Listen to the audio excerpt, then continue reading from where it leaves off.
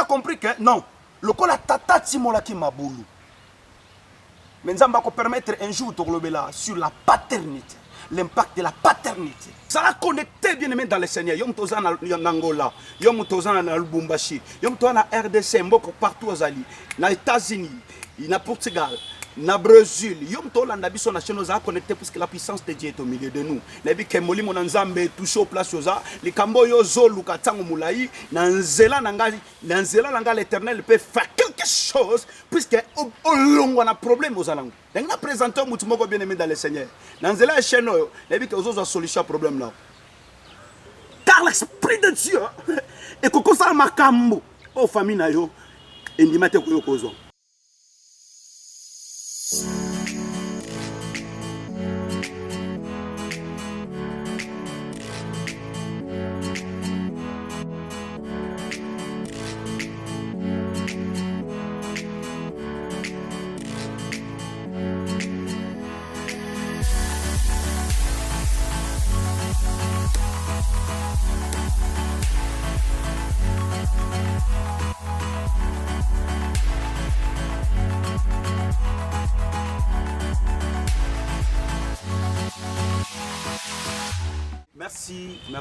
Merci beaucoup pour la présence Nabino. Merci pour Nabino Nyonso Bandeko ou Balandaka chaîne Nabisio Agade Power TV et la puissance de Dieu.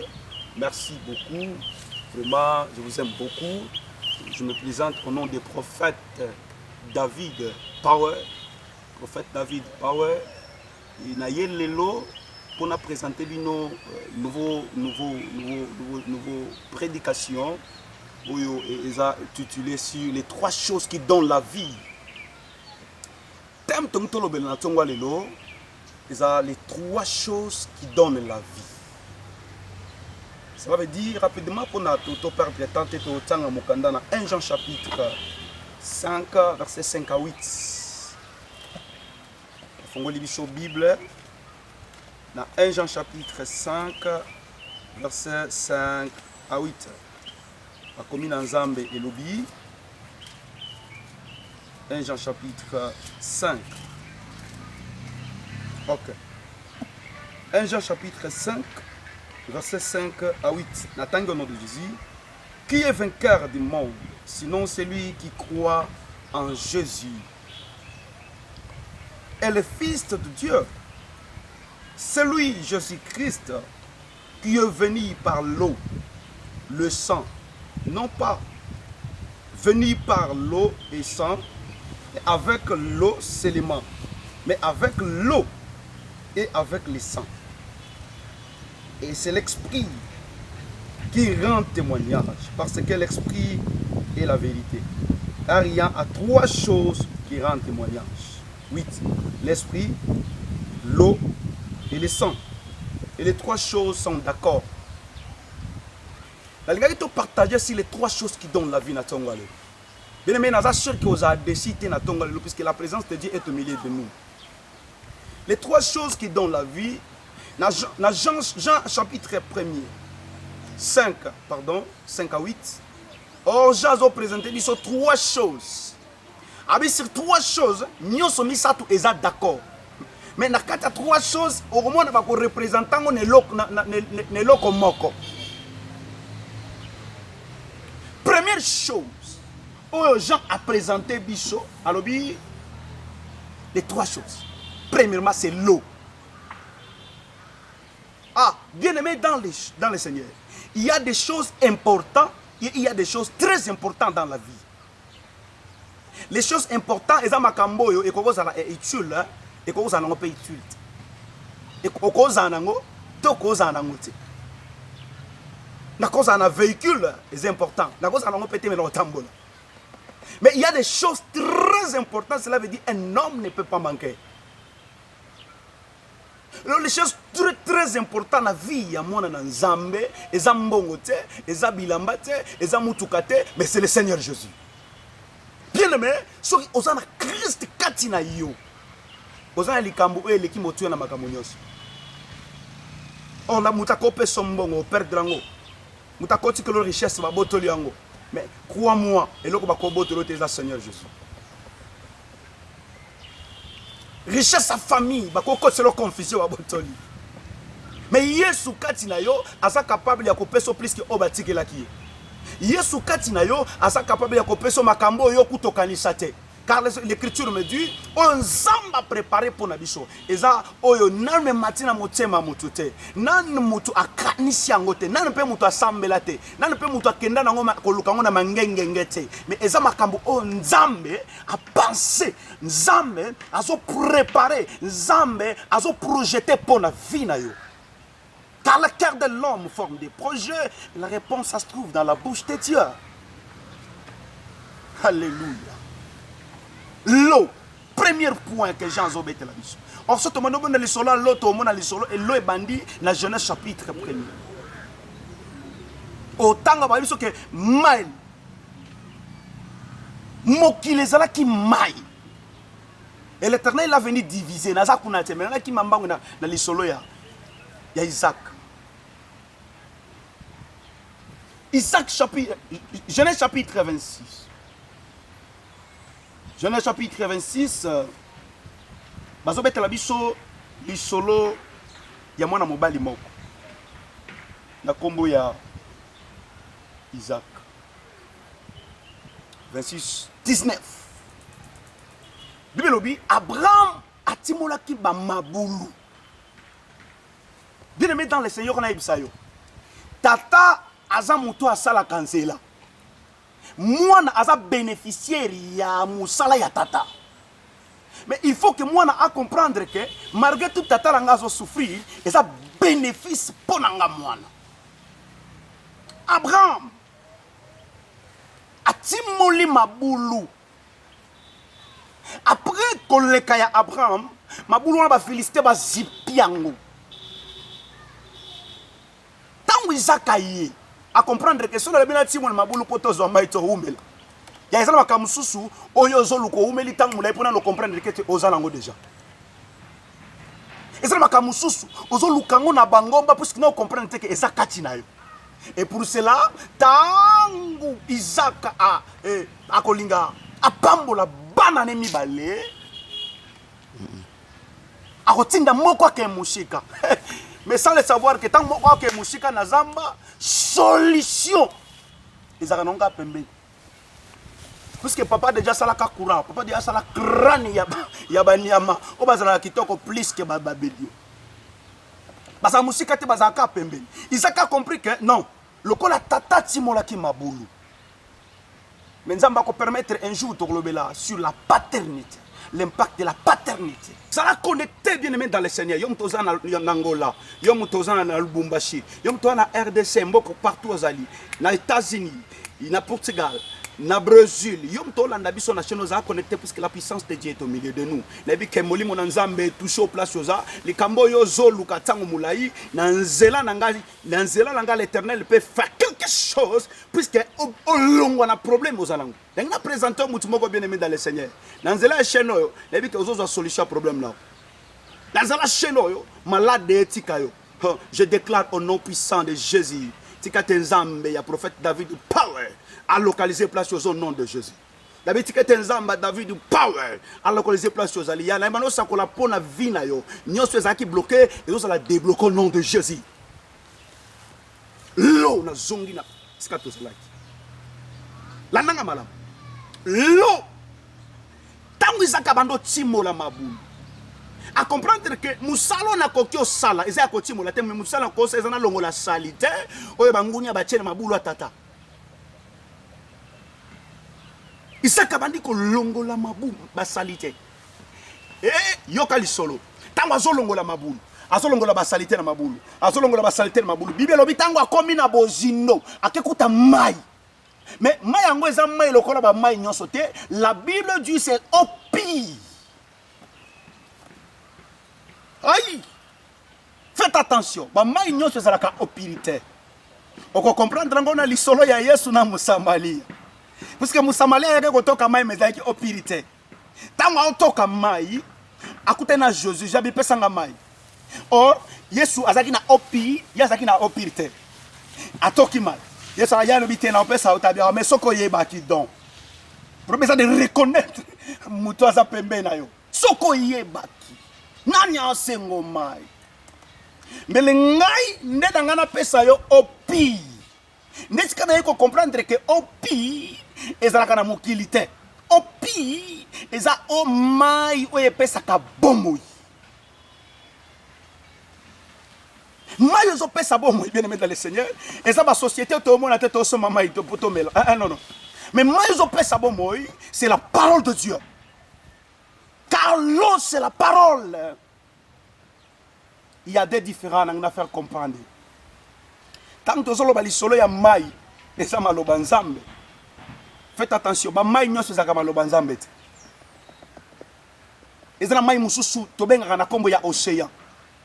Océan ba betela ngo lisolo maloba nzambe te, mais océan za mokili représente le monde. Mais mai na ote ya yo c'est eau vive. Ezana mai o Isaac akene kokuta na cheya mabulu. Deuxième chose, la Bible dit sur le sang. Aïe, makila. Or makila, bazwakango na kati ya moto, to na kati ya nyama. Pour comprendre le temps ancien, pour mutu azwa pardon du péché. My God, un sacrificateur a coordonné na peuple, ba mema ba nyama. Ba yena ngone tsumbelo, ba okata nyama wana makili sopani. So makili sopani ne mutu ona azwa pardon du péché. Mais Jean Zoé sabi so qu'il y a trois choses makila pesa na kati. My God. Yaya. Makila. Eza makila nyamate. O genre bete la bisolution. Makila, eza makila ya ba tabate. Eza makila bangombe te. Mais eza makila ya agneau.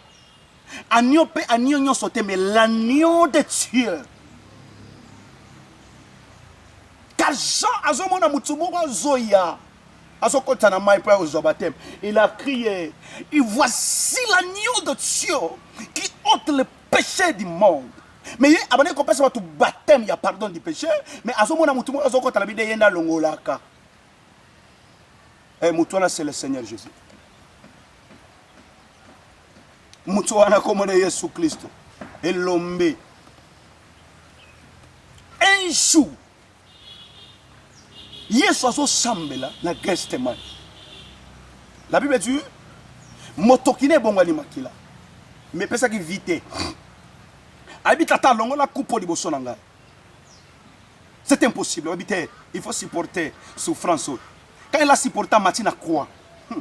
Or ne kulus. Et si ka makila ya Yesu Kristo e sopani pour elongola lisumu kati na biso. C'est que ceux qui t'osent vivre kakana maïté, mais t'osent vivre la grâce ya makila. Car à travers le sang de Jésus, que le Seigneur nous a rachetés, que le Seigneur nous a sauvés. L'Éternel nous a sauvés à travers le sang. Bien-aimé dans le Seigneur. Jean Zobet alisolo makila puisque azamutu akonja yebike, ce qui t'obi qui samayaya. Et ça pour tata moi cité. Et ça pour mobile même une église non. Et ça pour ngam na ote non. Mais il y a un homme. Et cet homme là c'est le Seigneur Jésus-Christ de Nazareth. Il est notre Dieu. Il est Yoshua HaMashiach. Il est même ta sopa makila pour makila wana épée sa vie. Alléluia.